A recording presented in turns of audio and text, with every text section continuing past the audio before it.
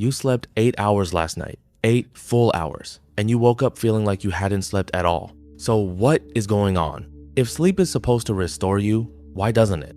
Sleep duration and sleep quality are two different things. Most people are focused on the wrong one.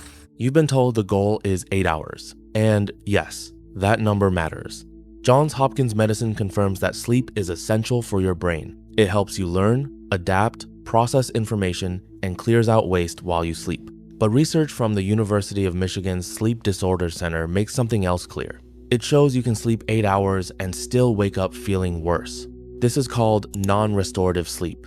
You got the hours, but your body didn't fully recover. This is a biology problem, and once you understand how it works, you can fix it.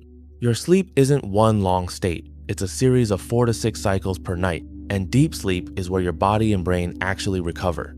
Here's where it goes wrong. Your sleep can get interrupted without you realizing it. These brief wake-ups break your cycles. Researchers call this micro-arousals. So even after 8 hours, you can feel exhausted because what's important wasn't the time you slept, it was the quality of sleep inside those hours. So what ruins that quality?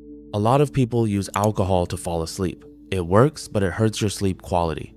A large meta-analysis of 27 studies found that even low amounts of alcohol delay and reduce REM sleep, and the more you drink, the worse it gets. REM sleep is where your brain consolidates memory, supports emotional regulation, and restores cognitive function.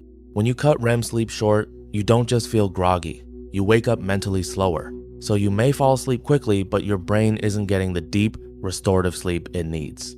Most people don't realize this next one, but it explains a lot of rough mornings. Sleep inertia is a documented physiological state. Research shows the grogginess after waking can be as bad as staying awake for 40 hours. When you wake up, your brain isn't fully ready. Blood flow takes up to 30 minutes to return to normal, and sleep chemicals are still active, so you feel slow and foggy.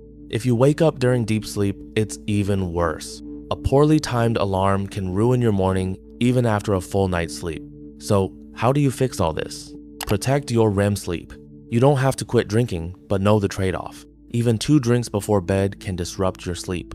If you wake up tired, try cutting it out for 2 weeks and see how you feel.